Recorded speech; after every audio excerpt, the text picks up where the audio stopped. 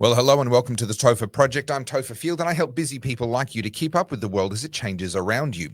The Welcome to Country's been back in the spotlight recently. Of course, it's become a ubiquitous part of everyday life. You can't even land in a Qantas plane without the country that you've landed on being acknowledged. But recently, it seems there's been a change in atmosphere. Most notably, we've heard the booing of the Welcome to Country at some Anzac Day events. And in fact, some veterans have come out saying that they don't want to be welcomed to the country that they fought and bled for. That's, of course, kicked off another round of this controversy with advocates for the Welcome to Country saying that it's just a polite gesture, like saying please and thank you. We shouldn't read too much into it. And in fact, if you have a problem with it, then of course you must be racist. Well, that's what they're saying publicly, but it seems that they have other things to say behind closed doors or perhaps when they're in friendlier company. To discuss that with me is Stephen Chavura, who first brought this to my attention. Stephen, welcome to the Topher Project. Thanks for having me on the show, Topher. Now, Stephen, you're an academic, and I mean that in a complimentary term, not a pejorative one. And you spend your life in the battle of ideas, both looking at history as well as contemporary issues. And it was through a post of yours online that I first came to be aware that actually they're saying really very different things in some contexts to what they are in others. Whilst they're saying in some areas that the Welcome to Country is just a matter of being polite and we shouldn't read too much into it, in other places they're saying a very different story. What is it that they're saying? Yeah, well, as you say, just in the purely mainstream media, they're saying that this is really just a friendly, non-political, non-controversial, non-divisive gesture of welcome, in the same way that someone from one town would welcome someone from another town. But when you go off sort of the popular media and go somewhere else, then what you hear is a very different message. And if I can give you one example, that would be Associate Professor of Indigenous Studies at Melbourne University, Jessa Rogers, who in the Sydney Morning Herald, the day after the Welcome to Country controversy on Anzac Day, said that this is a ceremony that is about reminding Australians that they are standing on sovereign Indigenous land that has never been ceded, which is a completely political message and the complete opposite of what Australians are always told, that it's non-political, it's inclusive. The actual truth is that couldn't be further from the truth. Again, when you get academics talking to a more left-leaning audience, like in the Sydney Morning Herald, then the truth comes out that it is very political and it is ultimately designed to get it into Australians' head that they are on sovereign Aboriginal land.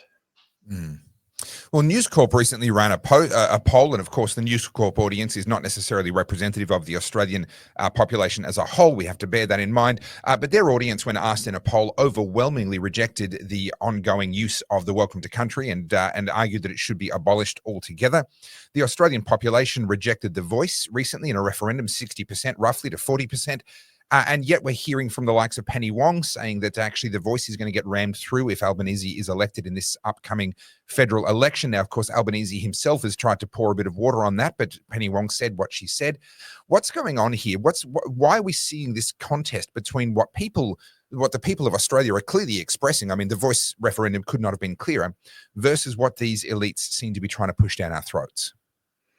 Because Australia, like most other countries in the world, is by and large a democracy, almost in name only. I mean, if an ancient Athenian came to Australia and we said, welcome to our democracy, they would laugh at us because they would say, what kind of country can call itself a democracy where it gets to vote every 3 years and that's basically it? In ancient Greece, the Greeks would vote on every law on a very regular basis. So as you say, Australia, like most democracies, is really a technocracy. It's really an expertocracy. It's run by a group of people who think they have the answer to all the problems facing this country. And the last thing they think should be done is to take these questions, take these issues to the ignorant Australian public. And so, like the issue of climate, and like many other issues, it's too important in the minds of the experts, the technocrats, to take to the Australian people. And every now and then something has to be taken to the Australian people, and they'll do it reluctantly. And the voice is a great example. What they really wanted to do was just impose it via Parliament fiat.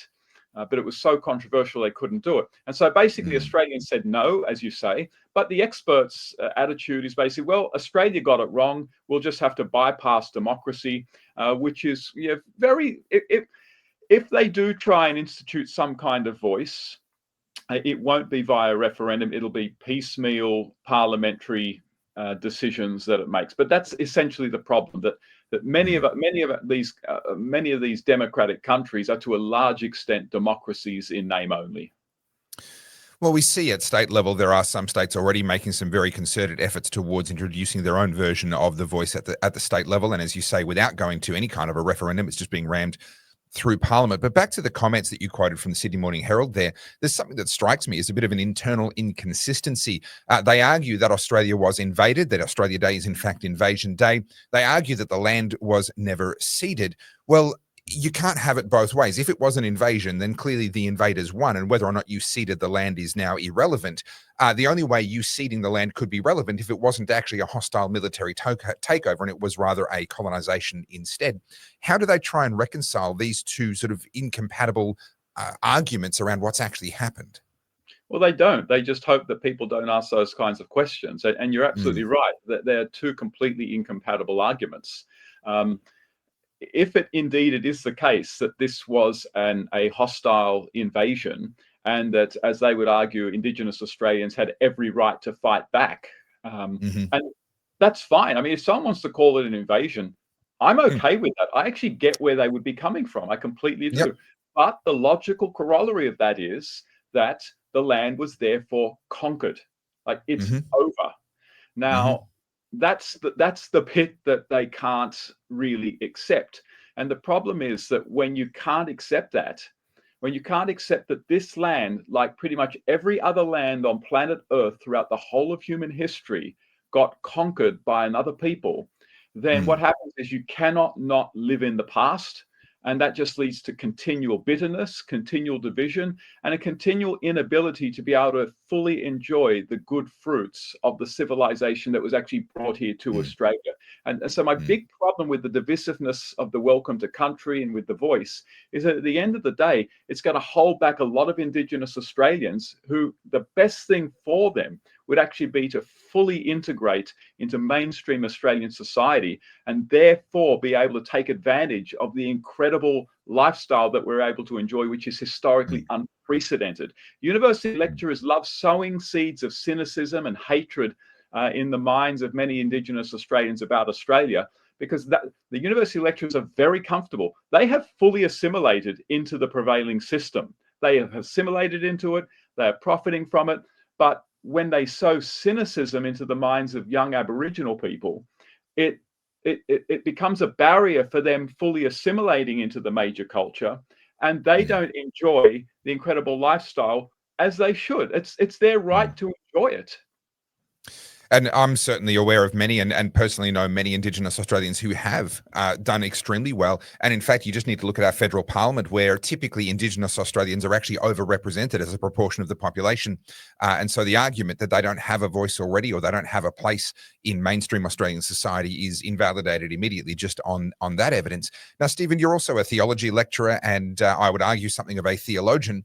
I want to touch on what I view as the religious aspects of things like the Welcome to Country, the smoking ceremonies, these other things that have been sort of borrowed from Indigenous culture or perhaps evolved from Indigenous culture, depending on how you look at the origin of some of these ceremonies or the modern origin, and have been introduced at a government level, in some senses government mandated. Good luck getting major government contracts if you don't involve Welcome to Countries and smoking ceremonies. We're seeing now in Victoria, we're seeing train stations being built with bowls specifically for smoking ceremonies to be held, actually being taxpayer funded and built into the design.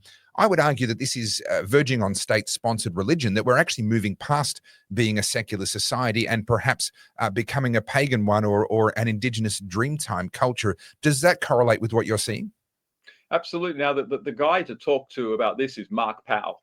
In fact, just today in The Spectator, Mark Powell has an article out which goes through the history and the theology and the politics of the Welcome to Country. It's a brilliant article. You've got to read it. But you're absolutely right that the Welcome to Country and the acknowledgement to country, They are religious ceremonies. They call on spirits. I mean, the welcome to country, like kind of in its modern iteration, does go back to 1976 in Western Australia, and then again in 2008 after the apology. But it is a modern iteration of an ancient practice of when an outsider who is a potential enemy, that's very important to understand, when a potential enemy comes onto your land but they come in peace, then what the Aboriginals would do something like what we would today call a welcome to country, although they're very different. They might splash some water on them, give them some water to drink, wipe some body sweat on them, and call upon the spirits, the good spirits, to keep them safe.